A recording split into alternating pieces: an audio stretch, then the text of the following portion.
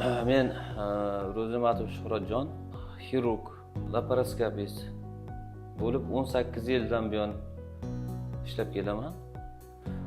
Shu davr ichida 4000 dan oshiq laparoskopik operatsiyalar bajardim.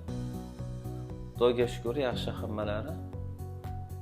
Tavsiya qilaman, kim o'ttosh kasalligi, tuxumdon kistalari yoki boshqa qorin bo'shlig'i a'zolari kasalliklarini laparoskopik usulda operatsiya qildirishlarini tavsiya qilaman.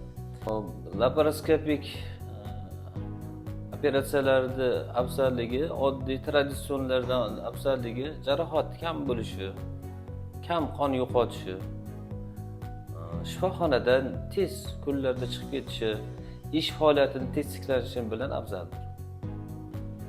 Mana bemorimiz Alimatov Ro'zixon 60 yoshda. O'zini 1 yildan beri betob hisoblaydi. Tekshiruv natijasida o'ttosh kasalligi borligi aniqlangan. Buni asosiy shikoyatlari yog'lik, xamirli ovqatlardan keyin oshqozon sohasida o'ng qovurg'a tagidagi og'riqlarga shikoyat qilib kelgan. Ko'ngil aynishi bezovta qiladi. Konservativ davolar olgan, naf bo'lmagach operativ davo uchun kelishdi. Mana bugun operatsiyaga tayyorladik. Xudo xolasa hozir operatsiyaga kiramiz. Operatsiyadan keyin davom ettiramiz.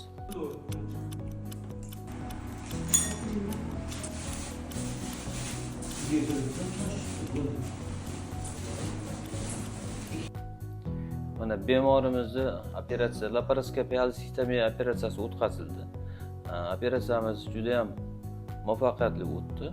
Hozir operatsiyadan keyingi xonaga intensiv davo uchun olib chiqdik.